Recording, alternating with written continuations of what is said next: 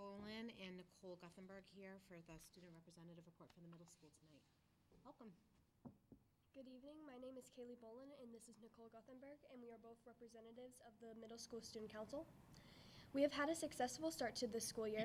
We are excited to see so many parents visit the middle school during open house on September 14th. Parents rotated through their child's schedule to get to know their teachers and the routines in all the classes. First trimester progress reports will be available for viewing on iPass on October 11th. Author Elizabeth Atkinson came to visit the middle school on Friday, September 22nd. The students prepared for her visit by creating posters of the summer reading books that were read, and they were displayed around the school. Ms. Atkinson presented to the 6th and the 7th graders in the morning and the 8th graders students in the afternoon. She held the students' attention through an engaging PowerPoint of the writing process and how to show, don't tell. She explained how writers need to be able to handle a lot of rejection, but with grit you can succeed. She also held a small workshop of 30 students, 10 in each grade, where she focused on how to write in a creative way to draw the reader in. She let us know how much she enjoyed her visit and how well the school is decorated for her. The middle school cross-country teams have had a successful beginning to their season. 12 girls and 10 boys are participating in running daily on Mondays, Wednesdays, and Fridays. Many personal best times have occurred, and they are looking forward to the dual meet against Sutton on homecoming, October 14th, and the DVC championship meet on Saturday, October 28th at Sutton. LEGO Robotics has begun and 30 students applied and were chosen for 2 teams of 15. The theme this year is water, and both teams will be connecting a community service project to this theme. Both teams will compete in early November. Chorus and band are off to a great start this year. Currently, we have 35 chorus students and 23 band members. This participation is up greatly from the last couple of years. They practice last block during WIN throughout the week. We look forward to hearing them perform for us at this winter concert. The 8th grade officers. The 8th grade officers are currently collecting money in a fun, competitive way to help the victims of Hurricane Harvey. We had a challenge for each student to bring in $1 by today. We will learn results tomorrow. Each grade is also competing to see who can raise the most money with a prize of extra recess during WIN for the next 3 days next week. We hope to continue giving back throughout the school year. Thank you for your time and have a good night. Thank you. Thank you. That was wonderful. Nice job.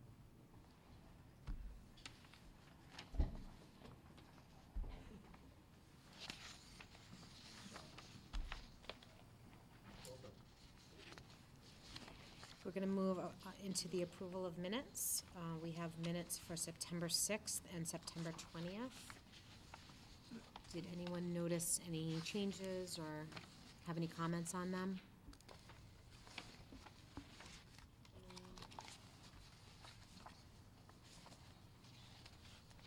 No? I'll make a motion. You guys ready? Make a motion to approve the minutes of September 6, 2017 for the school committee meeting. Second? Any discussion? All those in favor? Aye. Aye. Any opposed? Nope. Okay. For September 20th, it's either got to be Jillian or Julie Mulder. Okay, so I'll make a motion to approve school committee meeting minutes for September 20th, 2017. Second. Any further discussion? All those in favor? Aye. Aye. Very good. Thank you. I'll abstain. You still. So that's that. We're going to go into the superintendent's report. Very good, thank you very much. So apparently the middle school's off to a good start. Nice report from the students of all the activities that are going on. One thing I would like to mention, it happened just a little while ago, so it wasn't on your original schedule, but the Douglas boys varsity soccer team defeated BMR, was it BMR? Yeah, BMR today, 4-1 I believe the score was. And the reason for mentioning that is that it was Coach Alex Ferguson's 200th victory, which is a milestone in high school athletic coaching circles, which gets him a pretty nice plaque for having accomplished it. So we want to recognize and congratulate Coach Ferguson, also the boys team for their victory today, but also his 16 years of solid coaching here at Douglas High School. So we acknowledge Coach Ferguson. Congratulations. Coming up on Friday is a professional development day for the district. Just a quick overview of the schedule. At 8 o'clock to 10 o'clock, each school will be engaged in their own activities. At the primary and the elementary school, they'll be having a presentation by Nancy Clemens on social thinking. That's a 2-hour presentation. It's a follow-up. It's a continuation of the training that's been going on the past year and a half or so. The middle school will be having a webinar from the Empowering Writers group as they continue to bring writing across the curriculum into fruition at the school. So they'll be spending 2 hours working on having a webinar and working in groups. And the high school from 8 to 10 will be actively engaged in the NEASC work that's ongoing and continuing throughout the year. The primary focus of the Professional Development Day on the 6th is the introduction of the formal beginnings of the ALICE lockdown protocols. As you know, probably a year, maybe even more than a year ago, Mr. Vega and Mr. Cedarbaum came and presented, and we were beginning the process of moving to the ALICE protocols as a part of, an inclusion of our present lockdown protocols. So it's not that we're getting rid of what we already have. This is an addition. It's another facet to it. In a second, I'll ask Mr. Vega and Mr. Romano to come up and talk a little bit about what will be presented. I just wanted to share with you that in advance of this, the staff has received communication from me with regards to the ALICE procedures. They've had opportunity to hear about it at faculty meetings as well, so they are aware that this is going on. At your place, I left you an overview that the faculty just received by way of email from me in advance of Friday's presentation, which is sort of just a Reader's Digest version of the ALICE protocols and some additional information that are relevant to school safety. That went out as of today, gives them the time to review it in advance of the presentation on Friday. Tomorrow, going home with students in their backpacks will be a letter. The letter is informing parents of the implementation of the ALICE protocols as part of our Professional Development Day, and then the implementation within the lockdown protocols for the school year. The letter also invites them to attend the Wednesday, October 11th presentation that will take place here at the high school at 6 o'clock. It is the same presentation that the staff will receive, minus the simulation role plays that we'll be doing on Friday. So parents are invited to attend to get information on the ALICE protocols.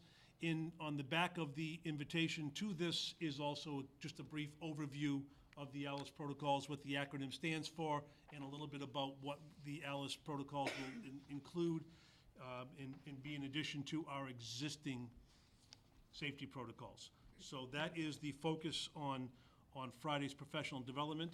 The plan is for that to take place from 10:15 with a break for lunch and then run through till 3 o'clock. Without telling all the details, I will then ask Mr. Vega and Mr. Romano to come up and talk a little bit about the plan for Friday as well, and what information will be shared with the faculty and staff. I should mention that custodians, cafeteria workers, secretaries are all going to be attending the presentation from 10:15 to 12 o'clock, so they'll be present, as well as secretaries, and the custodial staff will also be part of the active simulation role play as well. So, gentlemen. I'm gonna start? Sure. Okay, so Friday morning around 10:15, we'll have the whole district in the auditorium. We will present to them. I gave you the PowerPoint, it's in front of you right there. We'll present them the PowerPoint and we'll go through it slide by slide. And then at the end, once we are complete with everything, we will give time for them to ask general questions about the protocol. We're gonna save the afternoon session for building-based questions because they're gonna be at their own buildings, except the primary and elementary, I believe, are gonna be combined at the elementary school. Middle school will be at their building, and we'll have the high school be here. We'll divide, in the afternoon, after lunch, we'll divide the teams up into classes, groups of 15 or 20 adults. We'll meet in the cafeteria, and then we're gonna go through 5 different scenarios with them. we'll have one, I believe there'll be a resource officer here with us who's trained, and we'll go right through the lockdown procedure. 5 different scenarios that Officer Filoni, our resource officer, has put together for us to go with. So, and then we plan on, after we meet with the parents on October 11th, October 12th, we're gonna meet with each class one by one to go over this with them and explain to them what we're gonna be doing moving forward, so they have an idea. And then October 19th is when we'll do the active drills with the whole school in their rooms. So one of the pieces that's important here is that last year, faculty received presentations on this from the trainers during faculty meetings. So this is Friday, will be a refresher of sorts, but also an opportunity for them to ask questions and have some answers taken care of. But the important piece of it will be the role play that we have not done. I've been in buildings where they have done it, and it is a valuable tool. There's a lot of literature, a lot of research out there. Our present protocols have been drilled for years and years, and we feel very comfortable with them and confident that our faculty and staff are able to perform it. This is an addition to it, and what it presents is the opportunity for the possibility of taking flight, of engaging in sharing communication as best as possible, and so forth. One of the things that we will also try, I need to get approval from the police department tomorrow, is that, as you know, one of the conversations we had recently was panic switches in the office. And so I think we would like to try to use that as part of the role play as well on Friday, to get feedback from the police department as to how that worked and so forth. So that's another layer that would go along with it. It's unfortunate, but probably at this point, given what's happened in Las Vegas, in the ramifications of that, we're not insensitive to the fact that has just transpired, and we're not trying to alarm anyone, but we do need to rehearse the protocols, and the literature tells you that the more practiced you are at it, the more likely you are to be successful to survive that type of an incident. So Friday will be an important piece to it. You know that we have done the lockdowns and the stay-in-place and shelter-in-place lockdowns a number of times. We will have the police, we will have the fire department here. When we do the actual training with the students, we're going to try to get some additional training staff to come in with us as well. So do our best to make it as productive and purposeful, not presented as something that would cause alarm and panic. I know that there has been conversations going on right now about it, and we certainly have not speeded into this. We started this well over a year and a half ago, so it's just that the timing is I think it's that probably important to mention too that most other districts are moving on to it as well, so. correct. So we invite the parents to join us on the 11th to get their questions answered as well, and we certainly will report back in a couple of weeks to let you know how everything went during that training session. I don't know if you have any questions for both Josh and for Desi at all on that? So on the 11th, what is that again? The 11th is a presentation for parents here at the high school, where they can hear about what the protocol is, the reasoning behind it, and why we feel it's a more effective thing, and for them to answer their questions, because this is a subject that I think a lot of parents would naturally have a lot of concerns about and want to know more about. So we wanted to give that opportunity for parents before we started to roll this out to students. So now, I don't know if this is typical in other districts or if this is like not even something to even bring up, but is there any chance of role playing at all in something like that, or is that just not appropriate? Well, we're kind of taking it slow. If you going by the idea that this is sort of a first round rolling it out, so like for the staff this weekend, it's going to be a lot of talk-throughs, a lot of, this is what we do. At this point, we're not going to have the training that like Mr. Vega did, where they had people using paintballs, basically, people acting in that role of a violent intruder. We're not up to that yet. I think we want people to become comfortable with the protocols, with the ideas of what they can do. So we're focusing more on some of the basics of this is how you would barricade a room, this is how you would move your classroom out of the building, just sort of to start teachers thinking about what they can do in their own classrooms to fit this protocol and introduce these ideas to them. And we are going to do a follow-up in January to build on some of the skills that we're doing now. So You know, at I this think point, you'd have a better turnout if you actually told people there's going to be paintball, because I'm wondering how many people, and the reason why I'm asking is I'm just wondering I know, how many that's people will true, yeah. actually legitimately show up, you know? That's always a concern, too. Well, but- when we, after the Newtown incident, we did a presentation, a district-wide presentation for parents. And actually, the high school auditorium was pretty full. It was pretty well attended. So the hope is that I will do a one-call tomorrow as well to let parents know about that. I will probably even do a one-call on Tuesday to remind them of Wednesday night's activity. The role play for the students is something that they're used to doing within the confines of the school year, so I don't think that they'll be overly concerned about it. I think just adding another layer, and as Mr. Romano mentioned, it's really trying to get them acclimated to it, get them accustomed to it, and then with approval for the January professional development day, then we would try to do some additional work on that as well. So we hope that parents will join us on the 11th, and as I said, we will report back at the following meeting to let you know how the whole process went, areas that went well, things that we need to work on, and so forth. But I think it's systematic. I think we got a good plan in place, and I think that it will go well. And I think parents will show up when they realize that it's a little bit different than just the shelter-in-place lockdowns that we're used to doing. And of course, the other thing to keep in mind is that what occurs at the high school is certainly going to be very different than what would happen at the primary school. So it's being able to tailor it to the age appropriateness of your student body as well. So, I mean, here at the high school, it is conceivable that, a student could pick up a chair like this and throw it at somebody, whereas a kindergarten student is just not going to be able to do that. So it's different strategies for different buildings as well. So that's why we're trying to go back to individual buildings to do the training so that it's more applicable to their school buildings.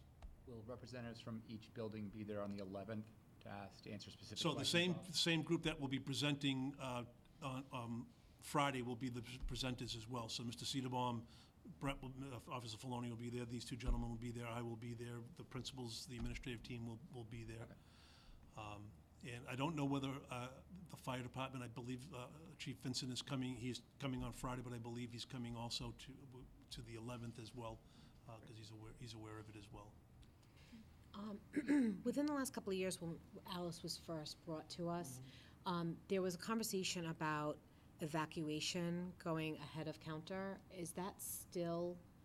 Evacuation going ahead of where they're going As to in, go? like, the steps? As in the steps, that, I don't know if you remember that, they were gonna swap a step. I don't know if it was just Right. our district or if it was the whole protocol A lot of in them, you'll see, general. they do actually flip it, but Yeah. it doesn't work, acronym-wise, it doesn't work very well. Right, but To be sequential. The main idea is for them to be able to evacuate. The last thing that we really want them to do is to have to counter an intruder. I mean, really don't want them to do that, which is why the important part of this whole process is the informing of everybody over the PA system. Because, we have the cameras in the building. We can see who's where, and we can throw on a loudspeaker that, the intruder's here. And that gives the teacher a chance, all right, well, I'm here, intruder's there, I can get my class out, and they can move. That's what we really want them to do. I mean, if they have to counter, then they have to counter. Right. But that's really the last part of it, to be Okay. honest with you. Yeah, The instruction says counter is the last resort. okay. It is the absolute last resort Okay. that you would take. Right, exactly, so. Very good, thank you.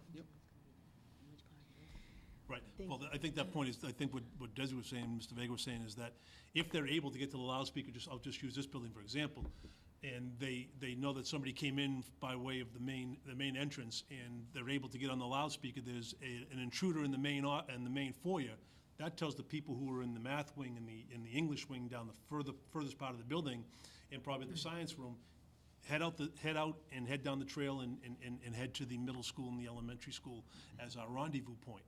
That gives them that opportunity. The issue becomes, if they're not able to do that, then it becomes, now you've got to use your best guess. Can you hear it? How far away is it? You know, what are we going to do? One of the other things that we should talk about while we're doing it at this point, these doors open in. And so the problem with that is, That one opens out. and that one opens out. Yeah. Most of the doors open up. Yeah, so we're trying to come up with a plan, and there are some ways in which you can take a belt off and take a couple of belts off and tie them around the handle and hold them around the side of that wall and just try to hold the door from being open. But there's also apparatus and devices, and Chief Vincent had some ideas, and Brett had some ideas. So we talked about that today at the admin meeting, was looking at what are some of the possible, because each building's a little bit different. What are some of the possible safety protocols that we can put in place with regards to the doors to make it so that it's tough to enter? So for example, in that door, it opens in. If you've got 2 or 3 wedges that you kick underneath that door is not gonna open. So the simple things that you can also do. There's, in the primary school, they have the old hinges at the top that you can put something over the hinge and it won't open. It'll secure it in place. So just some things that you can do that we really need to look at planning and procuring and implementing as part of this as well. But again, as we move forward, we can look to do those kind of things. Very good. Anybody have any other questions? Thank you for taking the time to put this Thank together. you, gentlemen. Good night. Is it true that, just to go back to that, when they built the new schools, or they updated them, they were built with all this stuff in mind? I wasn't part of the building committee, so I don't know all of the fine points of it. I think that they're certainly they are more secure than the primary building would be, because it's an older building, although they did change some doors in the primary building just recently as well, so there's some security features that have been added there as well. But they did take into consideration some of those safeties. But there's, for example, I mean, the doors becomes the issue for, one of the things that was very prevalent in schools, and I don't know if you remember this, but when Newtown occurred, everybody was closing their doors, keeping them locked and keeping them closed. We're years removed from that, and now it's become, I'm gonna run and get that copy out of that machine over there, my room's over there, I don't close my door. We need to get back to the closing of doors and securing our classrooms at all times. I'm gonna go down to the cafeteria and get lunch, I'm gonna be right back up, I leave my door open and something happens, it gives them access to additional rooms. So we need to get back into the practice, and that's part of what will be presented tomorrow as well, is the steps and measures that we can take. But they should be, they all have glass though. I was just gonna say, what's the protocol for this room? So in this It's room. called the fishbowl. When this was a classroom, right, it was like this, in having been the principal here for quite a number of years, it was actually very effective in here because there was rows of these tables that were in there, and the students were able to get up into here, and they were barricaded behind here, and those curtains, the shades would drop right away, and you couldn't see anything in this room when it happened. The same thing with the other 3 fish bowls that were here. So we've done it, and I've actually tried to open the doors and startle kids, and never heard a sound and never saw anything in all the years that we were doing those drills. But it's not the best room to be in, to say the least.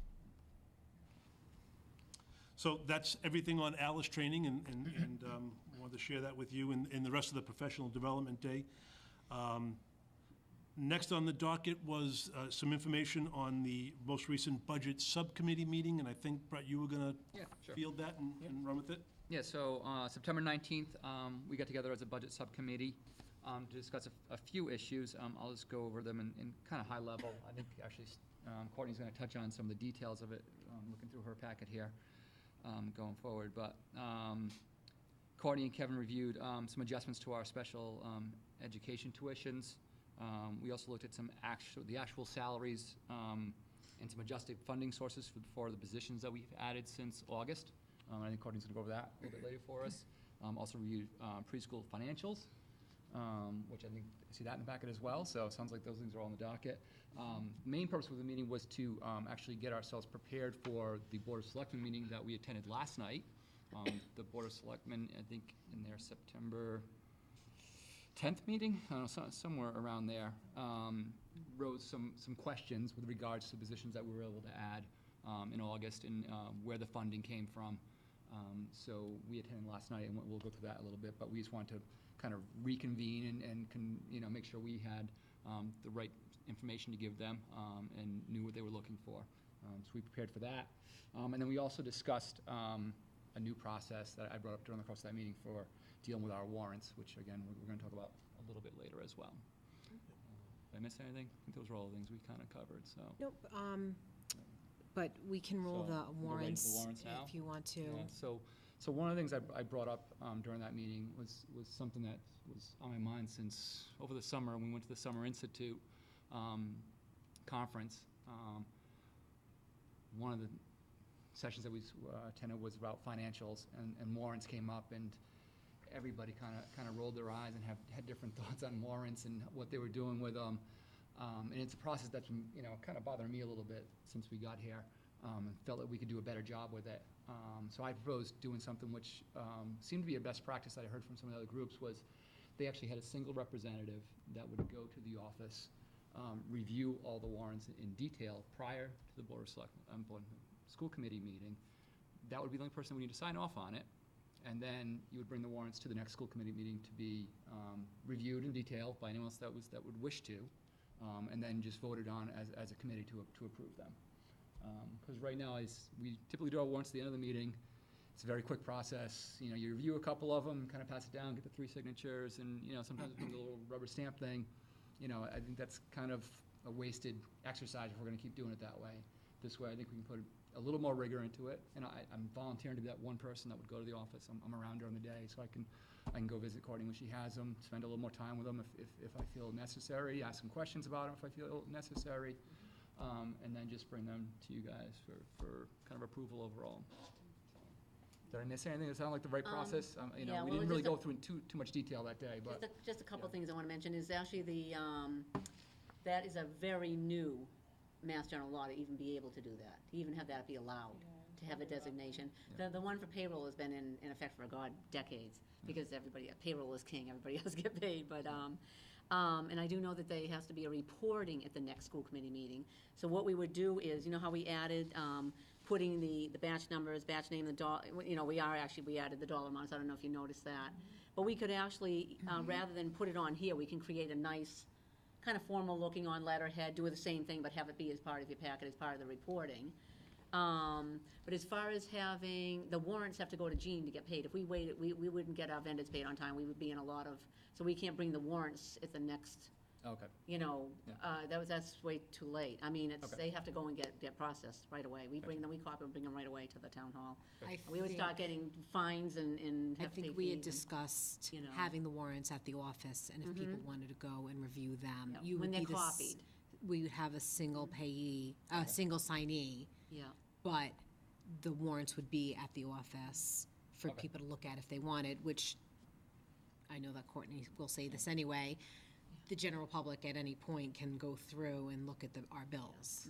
So, Yeah, and I've always said, and just Yeah. so you know, Brett, I mean, even though I bring them at the meetings, Right. I've always let everyone know, any new member, that at any time if they want to come and look at them in depth.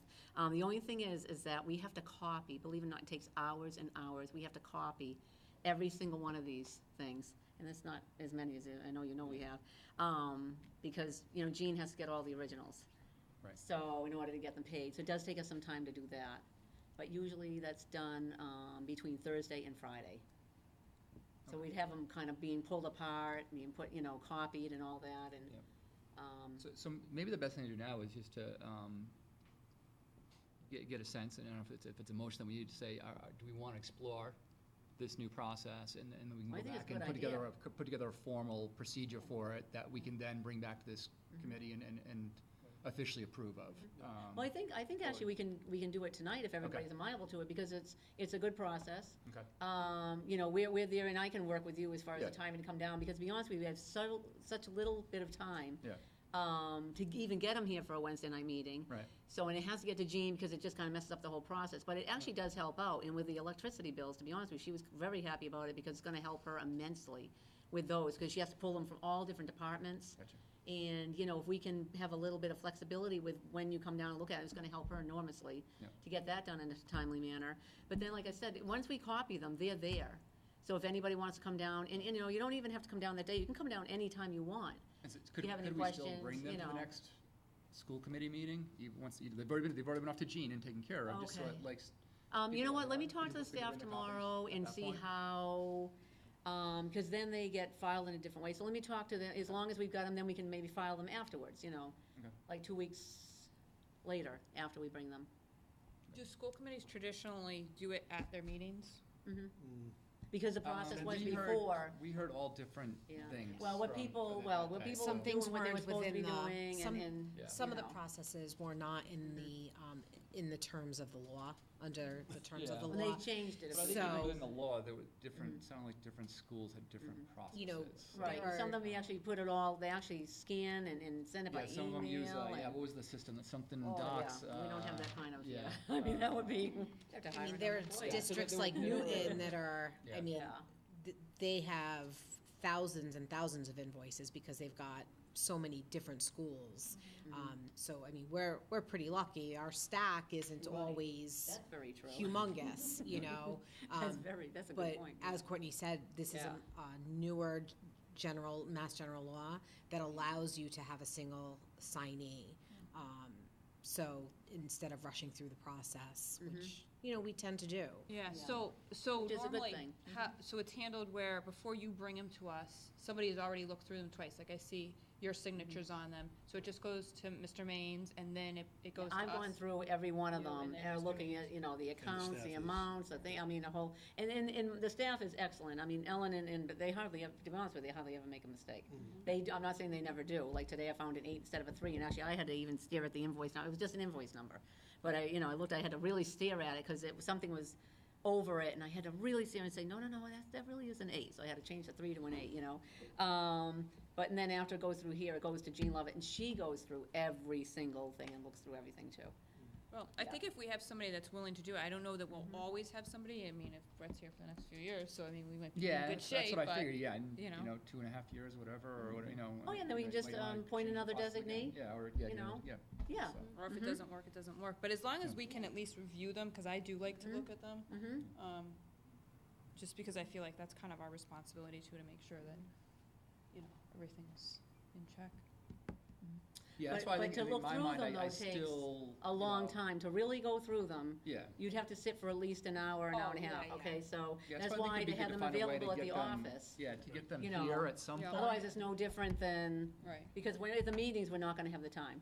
Right. It's the same thing, But I yeah. think if you can get them here at some point to a school committee meeting, then again, if Julie or Sherry has a question on them, or they just want to kind of skim through them a little Yeah. bit, they'll be easily available to them after the fact. So if that can work, I think it'd be, Yeah. best practice. But if it's, a hindrance with the staff, office staff, then let's talk about that. I can Yeah. try bringing them and see, but I just don't see how we're gonna have the time to go through them, because then we'll be back to kind of the same thing we're doing now. Well, I think it'd be more for Yeah. afterwards, if Julie wants You to know, flip through some yeah. afterwards at her kind of Right. leisure while she's here, then Yeah. she can So do that. what would you bring, like the summary pages? Is that what you're saying, instead What's of all the required invoices? what's required by law is actually reporting, so what we would do is, instead of putting it, because it just kind of looks a little, I don't know, we would have a nicer document with everything listed, because we don't really have enough room on here anyway. Yeah. And just, list out, all the batches. Well, actually, we would have the warrant number, not just batch, but I would prefer no, because we won't have the warrant number yet, that's right too. It would have to be the batch, it would be, the fund, and then the dollar amounts, basically the cover sheet. All right, so like, for example, we have kids that go to out of school, not here, but they go to other schools. So when I'm signing it, I'm looking at that, and that's in my head that I'm paying this kind of money. So when I'm having conversations, I have that in my mind. But now as in, like, I'm familiar with money that's going out Right, more for so than me just talking and not having an idea. Transportation, district. Yeah, I see the bills, and that's what I like to see. So will we see anything beyond just this right here? Here at the meeting? No, no, This because is what you're otherwise, saying, this is what we we would can't, see. the report can't consist of all the bills, Okay. you No, know? but I think you're yeah. saying, see you're what saying you're you would bring the cover page for each one of those batches, can you do that? You know Well, the yeah, and white that'll be the paper same that you always information do? that's here, but yeah, I could do that, It wouldn't be, I could do that, yeah. the cover page of, no, it doesn't detail each, it only has Oh, the tape. no. I'm thinking of the tape, has Oh. the, Well, you know what we could do? How about if I copy the cover page and well, actually, if you don't mind, I'll show you an Yeah, that example. white, that's the You know, paper the that one I that always has look the, at. And then if I have a question, that's when I flip through each individual bill to match it up. So what I could do is That part right provide, there. I know this is a small one here, but provide the cover page, and then this page here has the vendor what I like, name, yep. the account number and the amount. So that would be good, and you kind of know from the account number, actually, after you've looked at them for a while, you get to know, Yeah. you know, a lot of them, you know, but then you'd have that. That's the basics of it. So we could do that, and if you want, that could be the report, and then maybe also have, you know, we'll copy those. And then I still think we should have, I'll have a cover sheet on top of all that, listing out, kind of This right here. summarizing, yeah. you know? I don't know, I'd like to have a summary thing on the top. I don't know, I just think that would be good. Yeah, that we could do that. Yep. And then again, they're always available for anybody to come down at any time. It could be a week later, 2 weeks later, 3 weeks later, anytime you can come and look at the bills. Actually, either my office or Jean's office, but preferably at mine. Jean's very busy too, but does that sound like a workable plan for everybody? At this point, we can certainly adjust it as time goes on. Yeah, it's See, better, you it's know. better than, I Yeah. can't work up, because I do bills every day, so I know what I'm looking at when I'm looking at bills. So I mean, as in my job, so that's why I'm saying, to just see this is meaninless to me. Right, You know, right. That, I don't feel comfortable with that, but if we had that. Oh, that definitely, element- that's a good idea, to have that added to it, and then a summary of all of it on top. And that will be your report, Brett, that you would, Yeah. you know, present at the next meeting. Okay. And like I said, we can adjust things as we go along, if anybody finds that, you know, want to change anything. So use that as a starting point? Yeah, That work? yeah, I think we, So I think we at need least to give say- it I a think you trial need to for a while. vote, though, Yeah. to, yeah. So if Yeah. there's no further discussion or questions about it, then be looking for a motion to approve the new accounts payable warrant approval process, having a single signee. So moved? Second.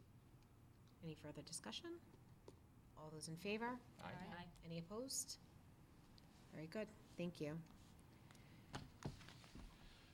Do we need to Do you- take a I vote said, as do to you need to who? appoint me as the assignee, is Oh, everyone I think kind we of will appoint, need a motion for Yeah, that, or oh, anything? I'm sorry, Appoint you. I wasn't listening, yeah, Yeah. JSB, yeah, voted as a designated. appoint. unless signer. unless somebody wants to run against. Yeah, well, yeah. Brett has Arm wrestle so for it. kindly volunteered to be our designated signee, so unless anybody wants to fight him for it, can I have a motion to approve? Please. Any further discussion? All those in favor? Aye. Any opposed? Okay, thank you. Okay. Okay, so designated signer. Who made the second? I think it was not really spoken, but I think it was Jill, I I think she went to tried. say it, and yeah. I'll go with It's Julia. assigned to you. That Jillian made the motion. So the only other thing on the superintendent report is, as Brett had mentioned, is that we spent some time last night. We had been asked by the members of the Board of Selectmen to attend their meeting. They were looking for us to come in, and we really didn't know what they were looking for us to do, but since we've gone through it, I can tell you what we did do, is we had the opportunity to go in and sort of provide the details and an explanation as to the process and how we did the appropriations of new positions, the reduction in user fees, and so forth. So we all had an opportunity to speak directly to the process and what took place. They had an opportunity to ask any questions they had. It went, I thought, favorably, and they were, one thing that came out of it was their statements of their appreciation for us having, I guess, be creative, be willing to look for solutions to problems, which is in essence what we've done. We looked at an area where there was a need, and we tried to address that need in the best way possible. So we did get some favorable feedback on that. I attended, Skegan attended, Brad attended, Sherry attended, so I don't know if others want to make some points of what happened last night. This is a good opportunity. Yeah, no, I thought it went well. It went about what I expected. They were just curious. You know, again, the last time they had spoken to us, we were in very dire financial conditions, as was the rest of the town. So I think they probably started getting, you know, some raised eyebrows from you know, folks in the town and themselves. Say, hey, how come we suddenly have $400,000 to spend on new positions? So really just looking for, you know, a little bit of detail around how that came to be. And is it sustainable? That was actually one of the things they were very curious about, which was one of our key points when we discussed all this. It was good to see that we were all on the same page with that. The only thing that came out of it that I think we probably need to do a better job of considering next time around is we didn't really factor in that there is going to be an impact to the town with regards to health insurance for the positions that we added. We never really discussed that. It is something that, you know, I think we do need to consider in the future on something like this, and maybe consult with a Jean or the Board of Selectmen to let them know that this is going on before we do something like that, because it doesn't just impact our budget, it does have some impact to the town budget as well. So that was the only takeaway I had, you know, for us to, you know, maybe possibly do it a little bit differently next time, so. I agree. Makes sense. I did reiterate, though, that if we were just looking at our general fund budget for meeting net school spending requirements from the state of Massachusetts, that, and we didn't have revolving funds to fall back on, that the bottom would be falling out. And that's not something, it's not a scare tactic or anything like that. I think that it's important for everyone to realize that we're not out of the woods. Until the state fixes the funding mechanism for education, we're not out of the woods. And we, you know, took this calculated risk to add these positions back, put these positions back in place, and reduce fees and have our band, but that's for 2 years, and we don't know what is going to be coming over the horizon for us 2 years from now. So I think it's important just to remember that and keep that in the forefront of our minds. I feel we did a really good job in open session detailing all of that when we talked about the positions that we added, and that this was a stopgap measure, that there was no guarantee that it was something that could be long-term sustained. And I thought that Ms. Keegan did a nice job of explaining to them the change in the dynamic of the revolving account, so they could understand why we made the decisions that we made. That the balances in there had changed over the past couple of years, and that's what allowed us the opportunity to do what we did. Well, actually, more really at the end of 17. Yeah. You know, it really was at the end of 17. Right. Yeah, it was the changes between May 2nd, whenever Yeah. town meeting was, Basically. and you know, when you closed the books out in Right. July there, that was the real difference, and we're able to do that, and, you know, I was just kind of explaining that to them. So. Right, and reminding them too about the additional $140,000 appropriation that didn't come until the annual town meeting, which is in May. So that's right at the end of our fiscal year. And of course, things change on the expenditure side, which helped us because of a lot of things are a double-edged sword financially.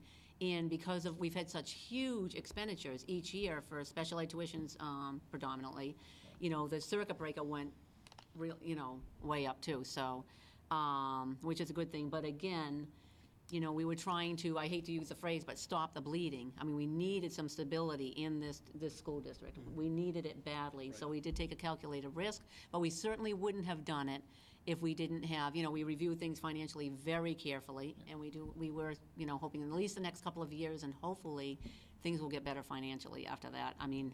And I get the sense they were very comfortable with you know, the things that we did all made a lot of sense. As far as the choices, yes. Yeah, and I think that, you know, they're gonna be both good for the school district as well as the town, I think, overall, because I think they will impact potentially school choice and potentially the number of students going to BVT and stuff like that. So I think, you know, hopefully it's a win-win. Right. Actually, that was a really good key point, because for those that don't realize, when they're looking at the revenue and coming down to the appropriation, the 70% for the school and 30% for the town side, BVT in school choice, among other things, health insurance, retirement, and a few other things, comes right off the top. So if we can mitigate the increase in BVT and school choice, that means more revenue for both the school and the town side, and for the town departments. Right. So, yes, I think they were happy with that. We also did try to present to them that there's always going to be some red flags in areas where you're always going to be concerned where the status of a student may change, and that has an impact, a financial impact to us. And, you know, that's always been the case, it always will be the case, and so that even this plan could be, I don't want to say short-circuited, but could be impacted by, you know, a red flag that we have to deal with, and just made them aware of that as well. So I thought it went well, and hopefully, going forward, they'll reach out to us again if they need to, but I want to say that I thought that the 3 sessions that we had consecutively, I thought did a wonderful job of laying it out for those who were following along and paying attention. Everything, I think, was pretty well detailed and presented to the community so that they knew exactly what we were doing, why we were doing it, and how we were doing it, so. The last thing that we did discuss was reconvening the group sessions, the Board of Selectmen, Finance Committee, and School Committee on a quarterly basis, and they were asking if we were agreeable to that, and I think we all had some reservations about that. Those meetings didn't go great over the last year. So, you know, my input on Sherry's as well spoke up. You know, as long as it's a very structured agenda, we stay on point, and really, I'd like to see it be more of just a informational readout. I think the failures in that meeting the last year was we went in there trying to find solutions to a problem that's really hard to solve, and it created a lot of tension for the group. I'm not sure if that's the best purpose for that meeting. Now, maybe if solutions just happen to come out of discussions, but I think it should be more of just a informational, hey, how's things going with the school? Where are your special, expenditures at? Where the rest of it is at? Any red flags come up? Any windfalls? Any of that kind of stuff? How's things going on the town side? If we keep it to that kind of thing, I'm agreeable to it, and I think that sounded like they were as well. So, you know, I think we can look for something coming up maybe in early December timeframe for us to schedule one of those. Yep. Thank you. I forgot about that one. So that was everything for the superintendent's report. Very good, thank you. Thank you. Mrs. Keegan? Okay. So I'll just go through the documents that I have in front of you this evening, starting with this cover page here.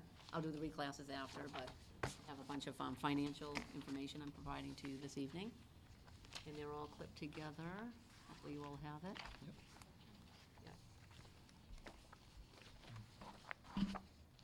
They're all clipped together, starting with this top page here. Okay.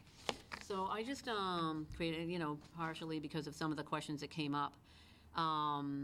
This is FY17 now, not 18. And I know I provide you with the year-end balances, and we go over things at year-end. But this is just kind of showing you, when we appropriate the general fund budget, as you know, we have these other revolving funds that we incorporate into the budget process that we utilize. So I'm showing you what was originally budgeted. We did receive additional appropriation in FY 2017 of actually a total of $225,326. We received, I think it was $85,326 in November. In November special town meeting. So I have that there that I've highlighted. And I'm showing that it was 97.18% expended. And we had budgeted for school choice $786,490. As you can see, the expenditures were less than that, and that is, of course, because of the year-end reclassifications. Hence, which makes the fund balance that we carried forward into FY18 larger. And again, you don't know that until you close the year. Circuit breaker, we originally budgeted $758,815, came in at $779,599, which is very close. So it's only a difference of $20,784. Preschool, very close also. And we have, as you know, increased the amount budgeted in preschool because that was the first year, FY17, we did increase the program. And then again, for 18, we increased it even more as far as, full-time and days and things of that. So it's going very well. And I'll be going over the trend analysis for preschool and school lunch a little later. The high school, I have the high school and middle school athletic revolving fund fees that were incorporated. The actual revenue that came in for, we had budgeted $111,000. The actual revenue that came in was $90,738, so that was definitely off. And again, some of the issues that we've already spoken of. It's pointed out right there. And then we have the music and revolving fund donations, too. And as far as music, that actually changed during the year, even after the budget was approved by the school committee. I don't know if you recall, but we ended up changing that a bit as far as between revolving funds and donations, because we did receive more in donations that year. So with regard to the general fund budget, as you know, there are always, numerous changes all throughout the year. You see with all those transfers I bring you all year long. And as you know, we had numerous changes in staffing throughout the entire year, but mostly there was a number of months, particularly in the beginning of the school year. But basically resulted in net savings at the end of the year of just over $53,000, which we typically wouldn't have. Special education legal came in under a little over $14,000. Special education tutoring, $26,000, and contractual services under by $94,499. Now that was a student that we did have a student that was going to require. Again, these things change all throughout the year. Contractual services, and that particular student's situation changed, so we actually had a savings there.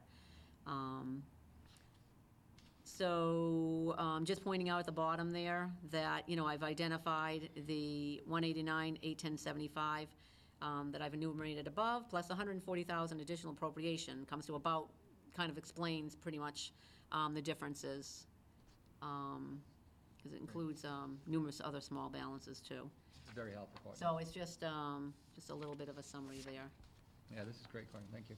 Okay, so the next one, this might get a little bit confusing, so I'm going to explain it, but then you can kind of, look at it afterwards also.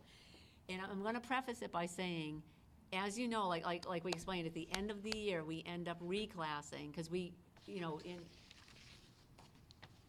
from the town's generosity, even when they were a little bit above or more above net school spending, where now we're butting up against it, it has been because they know how small our amounts are increasing each year, the appropriation they can allow, can provide to us. They've always said, we can bring it down to zero. They don't expect us to return any funding. So that being said, in order to do that, you know what we do at the end of the year to make that happen. So I did break out the 3 meetings, 8-9, 8-16, and 9-6. I've kind of did a nice summary here for you, so you'll see exactly what's transpired. I have the school, I have the FTE listed, I have the position listed. We provided to you the estimated salary that it would be, and I've given you the actual amount and then the differences. Now, the initial funding source I have there, but then I have an updated funding source by looking at where we are financially currently. Doesn't mean it won't change again possibly at the end of the year. But again, I'm trying to put us in the best, have it be in the best place, because we end up moving things back and forth as it isn't, particularly at the end of the year. One thing I do want to let you know, you can see the athletic fees are bolded and italicized. At this time, I'm actually waiting to see whether or not we can just accommodate that in the general fund. So it's just kind of sitting out there, because as you know, that's actually a revenue, it's not an expenditure. So we would only need to even do that depending on the expenditures that come in, depending on what the participation is, and things of that nature. We definitely know we have lowered it, so they aren't paying the $300 per sport right now, which is really great. And I hope we see some greatly Participation increased. numbers up a little bit. Yeah. I was just gonna ask, Hopefully it'll be when- more and more so as we proceed on. So, but do you mhm. get an overall picture of the participation rate at the end of the school year, because all the sports? Right, so you'll, throughout the entire year, so the 3 seasons that will be played, so, Yeah, that would be good for us to have a. it'll be a situation where, the hope is, and I know I explained this at the meeting, was that person who might have had to choose between, I'm a 3-sport player, but I really can't afford, I'm gonna be a 2-sport player, or I'm a 1-sport, that they'll, now with the fee being a little bit lower, and comparable to other schools, that they'll return to those sports, and then we'll see the participation numbers go up. We saw a modest dip, and I'm hoping that we'll see a return at this year from where we were last year. And wouldn't you think that, because you have a perfect example there, so wouldn't you think that maybe we'll see it more as each season goes on? Correct. Because if Johnny could only afford one, the fall so sport, the maybe fall, Johnny yeah. can play fall, winter, and Yeah. spring now. Right. So maybe we'll see an increase as the year goes on. So we'll make sure that we provide you with a participation report, Thank you. because we'll definitely want to take a look at that. So down below, I just have a summary for you, the projected, sort of budgeted, what the actuals are and the difference. So we actually have a savings, from what we projected, what we estimated, of $49,358. And then again, I bring it down below, school choice budget, school choice actual, and again, italicizing the athletic fees for now. So at least you see, and especially because we haven't been able to do this for so many years, we did it over 3 meetings, so at least we have kind of a summary of what we did and then we'll just continue on if we do, although we don't expect to be doing any more of this, but, so anyway. Okay, so we have that there. The next one is adjustments to sped tuitions. Again, this is for this fiscal year. General fund and circuit breaker. Originally, we had requested for the high school 9,300, which is a private school sped tuition account, $1,813,000. The corrected tuition amount before circuit breaker is $2,151,007. So we had a difference of $338,007. But luckily, in the 9,400 at the high school again, at the 9,400, which is a collaborative tuition account, we had savings of $159,062 because we had some changes with students, which was to the good, which were, again, they can change every other day, go the other way, but right now, that was good. So I show you the difference there. The amount that we had posted to circuit breaker as of 9/18 was a $935,188. And the additional amount from the, that we need to post to circuit breaker because of that difference in tuition, brings the amount needed to date from circuit breaker, $1,114,133. The original circuit breaker budget was $1,024,087. So it is, additional amount required is the net amount is $90,046 that we need additional from circuit breaker than what you voted on in April, okay? So I also have down below just kind of a summary of the revolving fund itself. The fund balance brought forward, again, that's a much larger fund balance than we've had in the past, hence why part of that decision-making process on the new positions. And actually the estimated revenue actually came right from DESC. I believe it was on September 21st. They did post it to the DESC website, so that is what we do expect to get. How much did that change from earlier? I think it was around 28,000, and that was because of adjustments made to eligibility, which, that's a whole different, different thing. Yep. Yep. So I've got another report later on, but, so the updated circuit breaker amount, I show you there as a negative. So the estimated ending fund balance we have right now, knock on wood, is $1,103,036. And of course, that can change throughout the year, but still, we're in very good position right now, even though we had to make an adjustment to the tuition. The only reason I put in the estimated contingency is kind of in line with what we've been doing with school choice, just to kind of have it there, have some dollar amount there to keep in mind that, we want to kind of look at a net fund balance, so to speak, kind of in our minds, keeping it so that number is not anything that's an ironclad number. Again, we do have some red flags. We'll be meeting with Neely again next week to go over those. I do have a sort of a figure, but we had some more changes that came through today. So we'll be meeting about that. So, and I just have a summary down below. Another thing I want to bring to your attention is, in addition to that, we also had from OSD, that's the Operations Services Division, their approved rates, we had an increase of over $110,000. One of them was, I think it was 55,000 plus on one. And we asked Neely about it, and it's something we've never seen before. It may be because they have to file with the state, and they review all their services and associated rates. Maybe there was something that they needed to catch up on. That's the only thing that we can think of at this time. But the OSD decides what the rates are. There's nothing that we have anything to do with or can change. So that was quite a shock.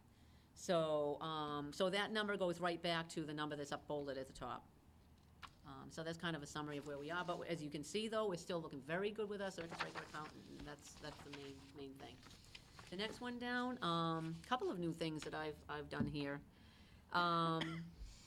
First thing I want to bring to your attention is, if you'll see the smaller print from FY13 through FY17, I've actually broken out the revenue into the regular school choice, which is essentially 5,000 per student, and the special education increment that we also receive. Now, we don't get any information on that. It's just we just, you know, but I do get it when they send me my end-of-the-year report, they pre-populate it. So I decided from now on, it would be good for us to see that, because that's key information to have. You can see how much the special ed increment has increased.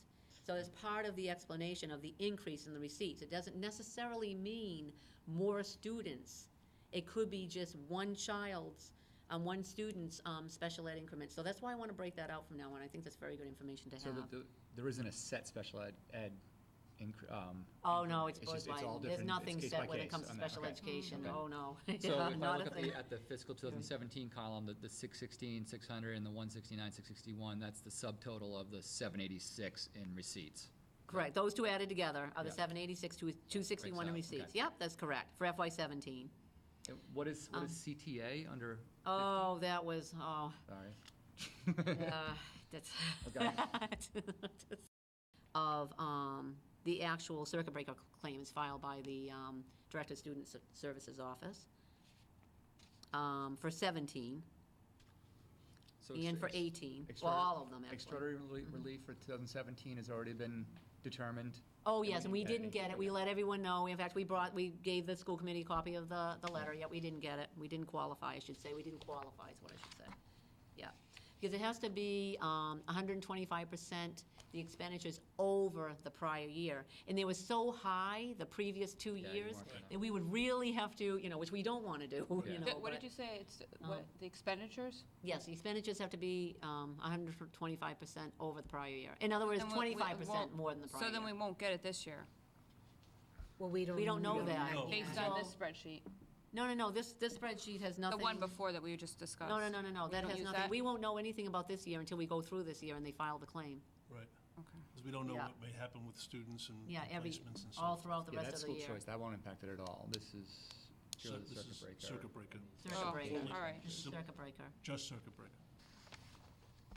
Okay, so we have that there. And again, the ending fund balance is still looking good. Even, and I did add in the additional 90,046 there. The next one is DESE circuit breaker historical revenue trend calculations, and I added the most recent one that just came out on 9/21. The thing I most want to bring to your attention here is that under Mass General Law, they're supposed to give us 75% reimbursement. But subject to appropriation, those three very key words in these laws. And if you'll notice, over 11 years, that has only happened twice, number one. And number two, it's gone as low as 42.34%. So when I come to the school committee during the FY19 budget process and you hear me squealing, if somebody wants me to project close to that 75, I'm gonna really fight back. So if you recall, I did push to keep it at 65%, and it came in at 65%. So luckily, we didn't go beyond that. So, but this is kind of good to see. You can get to see the differences. As you can see, it varies widely over the students. It's not the number of students, remember, too. It's the type of services each student requires. And that can go anything from, a para, which won't qualify for that foundation amount of just over 40,000, to, a $250,000 tuition. So you can't really, having the number of eligible students is really irrelevant. I just want to make sure that I bring that to your attention too. Okay. And the next, does anyone have any questions? I'm sorry. No. Okay. The next one is a preschool program. I would provide this to you every year and several times a year. So I've got the FY17 actuals in there, and I've got in the projections in there. Of course, it's early in the year, things can change, but we do monitor this all year long, both the preschool and the school lunch, because it's our largest programs that we have, fee-based programs. And as you know, if they go in the red, with it being programs, and also for school lunch, per USDA regulations, we have to make up for that in the general fund. And so we don't want any impacts of the general fund, so we want to monitor these things very carefully. It's got all the expenditure categories broken out, estimated revenues. I have information on student enrollment, FTEs, and other, at the bottom, other funding sources that do help to fund the preschool program, just to let you know that it is not all fees. There is some general fund funding, and also we have a small grant that we receive every year for around $10,000 that helps fund that program as well. As far as our general fund, it's been around, 87 to 90,000 our last several years that we fund from the general fund. You know, if the program keeps doing well, we may be able to mitigate that as far as a hit to the general fund. Just hope moving forward. Parents seem to be very happy with the changes that have been going on, so. And this is a school lunch historical trend. Again, school lunch, this is very early, so we are being very conservative on the revenues. Expenditures are probably gonna be darn close. Just wanna let you know what we had for projections for FY17, they came so close, it was almost scary. I don't know how we were so good in 17, but anyway. So school lunch, Lisa and I talk when it's this early, because school just started a few weeks back. We are, like I said, very conservative on the revenues. As we get more actual data and start doing comparisons, same quarter this year compared to last year, look at the participation rates, things of that nature, we may make some changes there. Now, as you can see, with regard to revenue over expenditures in FY17, it was just under by about 367.65. And again, the largest problem we're having with the school lunch program is, as you know, our enrollment is dropping, and so is the participation. So, so that negative amount of just over 12,000 for revenue over expenditures, again, don't be alarmed by that, because we're being very conservative on our revenues. So, and just to let you know, we do look at staffing all the time. We've made some changes to staffing over the years. Brett, just to bring it to your attention, I've gone over all this with the rest of them, but you'll see some huge changes in food purchasing. That's because, prior to my coming, there was a lot of, as far as actual procurement going on. I mean, now we belong to the tech, we have a whole, bid, all of that going on. As you'll see, there's a huge difference in staffing. We brought that down. So we review that, on a regular basis too. With regard to the ending fund balance, I almost look at that as like a revolving fund as well. You're carrying a certain amount forward every year in order to maybe cover potential shortages. Well, it is a revolving fund, but Okay. the way it comes out is the way it comes out, I guess is the best way to put it. So you don't have a targeted amount that you're looking to There's- keep, no more than it so is much in there, or no less than To so be much honest in with you, there, Brett, or? school lunch Yeah. is, well, actually, first of all, let me tell you, USDA regulations and DESE doesn't allow you to have any more than 3 months of expenditures, number one. It's illegal to have more than that. Number two, nationwide, it's extremely difficult to keep school lunch programs sustainable. Yeah. But USDA changed, and that's why a lot of this is in the notes too here, because I started adding notes when they made, in 2010, they changed the regulations dramatically, which was actually a help to us, because a lot of school districts wanted to be, well, of course, you want to be nice, if students can't pay, and even though the school lunch is very economical to start with, there's a lot of things that are not allowed anymore. You cannot have balances, and actually 2 years ago, they actually changed the regulations where if we do have any student balances, the general fund must make up for it, and I had to make up for it to the tune of almost 22,000 a couple of years ago. Okay.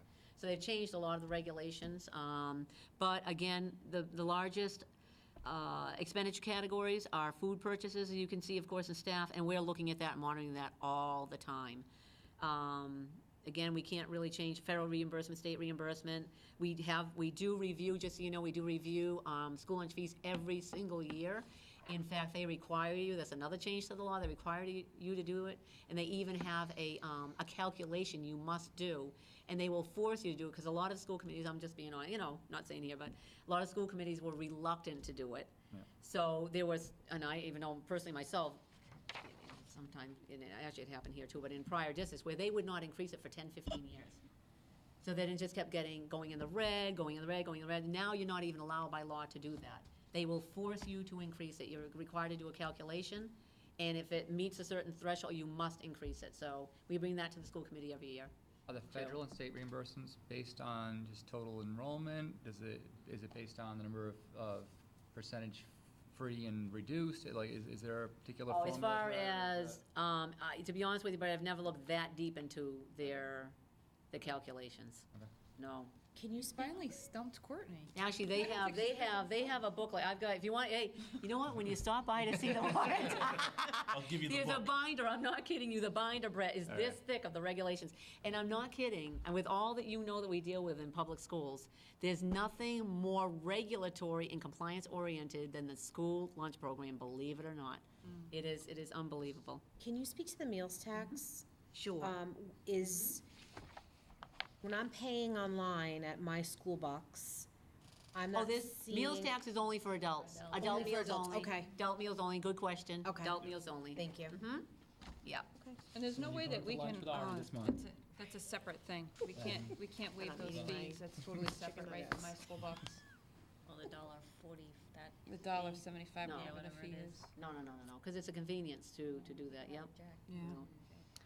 Any other questions with this? And I also have all kinds of data below, student enrollment, number of student meal service days, average number of participants, average percentage of participants, percentage of free, percentage of reduced. Anything else you want to know, just let me know. I don't I think I really missed do. anything. I appreciate the But- time that it took to go and present this to us. I think it's important for everybody to kind of keep our eyes on the dollars, and that the public sees that we're being very diligent in hard financial times, so I appreciate it very much. And we do, we go over this all the time. You know, these aren't new, but yeah, it is. And it's good for people, and not only that, they also learn more about the complexities of running a school district Right. too. So, yeah, very complicated finances. Does anyone have any questions overall? Oh, one thing I want to say is I apologize for not bringing the general fund budget report. I'm waiting actually for Jean to be able to post. We haven't had anything posted as far as reclasses or transfers yet that we've done this year. And not only that, we just finished all the encumbrances for salaries, which of course is 78 or whatever % of the budget. So I'm gonna be bringing a whole slew of them to you very soon, and then we'll have the general fund report. We'll have a good look at that, so, okay? Thank you. Yeah, just one quick question. On the extraordinary relief, can you go back to that? Because I got myself confused with some of these spreadsheets.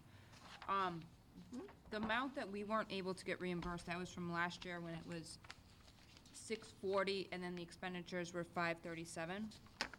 Is that the one that we weren't able to get any kind of reimbursement for? Remember how you talked about No, extraordinary what, relief? yeah, what we talked about was that in FY17, we didn't get any. See how there's nothing Okay. there? So that's why And it's that would be blank? based on the FY17 expenditures. It has nothing to do with the prior years or anything. Okay. That's what I wanted to be clear on. Yeah. So that's because FY '17 wasn't more than 125% of Prior- FY '16. Prior year. Right. But it's only eligible, like, I think if you look at the total expenditures, they're not all eligible for extraordinary Right, relief. and as I've explained, So- yeah, I've explained that, we actually, we've gone through this many times, but also for the public too, is that they have a threshold, it's called a foundation budget, Yeah. and it's 4 times the foundation amount. It's around 40,000, it increases a little bit each year.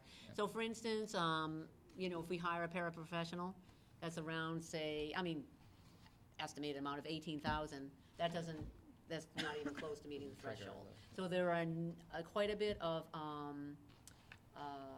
special education expenditures that our general fund does take 100% of the hit for, that will not ever be eligible for circuit breaker reimbursement. It doesn't meet that minimum threshold of the $40,000+ they call the foundation amount. So, yeah. Thank you. So, very welcome. And after that, all I have for you is one reclass. And actually, I think I got it caught up in all my papers here, I flipped them over. And, this is the new Title I math teacher.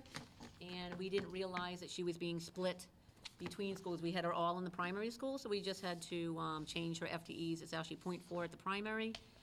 I think it's .4 at the primary, .6 at the elementary. So I had to make that adjustment on the salary master, and we had to change we made one payment, so there's one day that she worked that we have to actually apportion it, and now going forward, we'll be fine. So that's the only one that I have. I move to approve Douglas Public Schools FY 2018 reclassification number 2, school committee meeting October 4th, 2017. Second. Any further discussion? All those in favor? Aye. Any opposed? Good, thank you. And that's all I have this evening. Thank you very much. You're We've got a lot of people in the audience. Does anyone in the audience have anything they'd like to share with us? I just have a question. Is it okay? Is there any kind of protocols that we have in place as far as communication goes? You know how the principals every week they'll release a blog? And I'm just wondering, is there something that I don't know if we're in charge of, like, that sounds more of an administrative thing rather than a policy thing, but is there something set where every week we'll know that there's gonna be some sort of communication? And where I'm going with this is, as far as these robocalls go, Yep. there's been a lot of discussion going on when you're sitting in the soccer fields and stuff about people saying, you know, if there's ever an emergency, I don't really pay attention to it, I'll get to it later, kind of thing. And I'm afraid that's where we're going, especially with all the stuff that's going on right now. Yeah. I don't know that we use the one call exceedingly. The beginning of the year tends to be the busier time of the year because you got a lot of things that are going on. Something we can look at, they are checking in, like, for example, Mr. Romano did a one call today because progress reports have been released and the information's in iPass and parents can see that. And so each school has these things that they want people to know about. And so they are in newsletters, they are posted on websites and so forth. I guess in our haste to try to provide as much possible communication, we can look at whether or not we can back off on that a little bit. I know that everybody is putting out something for information on a pretty regular weekly basis. And maybe we can talk a little bit about what we can use the one call for, and maybe it needs to be a little bit more Typically, guarded. aren't those calls regarding progress reports or done after school hours? Yes. So anything during the day, I think would be kind of Right. an alert to. Right. You can program the one call, you could do it earlier and program it to be played later. I haven't figured it out yet, so. You're not gonna get Well, one call. I mean, I've gotten one calls at work, and I'll be in the middle of a meeting, and I'll be, I gotta go, it's the school, and this is the Douglas Intermediate School, whatever, they Yep. say. And it's just, this is reminded that pictures will be blah, blah, blah. I'm not trying to say that we should lessen communication, because actually, quite the opposite. I Yep. want more communication. Just, I'm wondering if there's a certain way where we could say, every week, you will expect a principal blog by such and such a time. And I don't want to put that pressure on the principals. Right. Because, again, that's more of an administrative thing, Right. that's not our role. So I'm just wondering if there was something that was discussed, or if, So it's we've something talked- that you could well, think about. So we've talked a lot about trying to get as much communication as possible out there, and everybody has a comfort level with certain types of communications. And so, Mrs. Sosha does a weekly blog, I think is what she does. I remember Mrs. Batchel used to do a vlog, which I didn't even know what a vlog was, but she did a vlog. And Mr. Gocko. And Mr. Gocko. So the goal is that everybody weekly is getting some information out to parents in some format. Whether it's a blog, whether it's a newsletter, something along those lines, it should be going out.